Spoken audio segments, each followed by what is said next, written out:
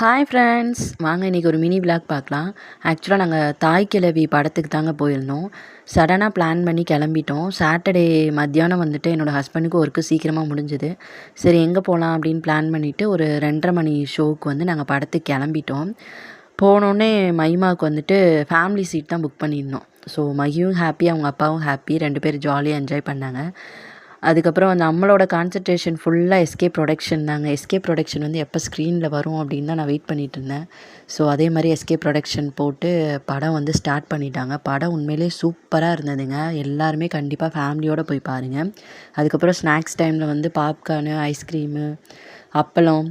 என்னோடய ஹஸ்பண்டுக்கு வந்து அப்பளம் தான் பிடிக்கும். ஸோ அவருக்கு அப்பளம், எங்களுக்கு வந்து ஐஸ்கிரீமு, பாப்கார்ன் எல்லாமே வாங்கிட்டு படம் ஒரு 5:30 போல் முடிஞ்சுதுங்க. அதுக்கப்புறம் வீட்டுக்கு போகிற வழியில் கொஞ்சம் ஸ்நாக்ஸ் சாப்பிட்டு போகலாம் அப்படின்னு சொல்லிட்டு டீ, காஃபி, வடை, பஜ்ஜி எல்லாமே சாப்பிட்டுட்டு நாங்கள் அங்கேருந்து கிளம்பிட்டோம்.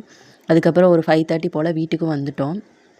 வீட்டுக்கு வந்ததுக்கப்புறம் டின்னருக்கு என்ன சமைக்கலாம் அப்படின்றப்போ வீட்டில் வந்து சௌசௌ காய் இருந்தது. ஸோ அதை வந்து பாசிப்பருப்பு போட்டு கூட்டு வச்சுட்டு காண பயிர் இருந்தது. ஸோ அதை வந்து குழம்பு வச்சிடலாம் அப்படின்னு சொல்லிட்டு ரெடி பண்ணிகிட்டு இருந்தேன்.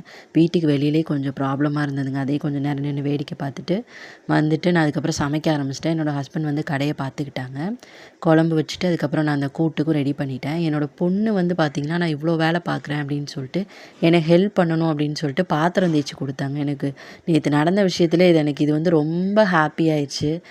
யாருக்காகம்மா பாத்திரம் தேய்ச்சி தரேன் அப்படின்னு கேட்டால், உனக்காக தாம்மா நான் தேய்ச்சி தரேன்னு சொன்னாங்க. ஸோ அது ரொம்ப ஹாப்பியாக இருந்தது. என்னோடய டின்னர் பார்த்திங்கன்னா ராகி தோசை, கொள்ளு பருப்பு தாங்க. இந்த வீடியோ பிடிச்சிருந்தா லைக் பண்ணுங்கள். பாய்.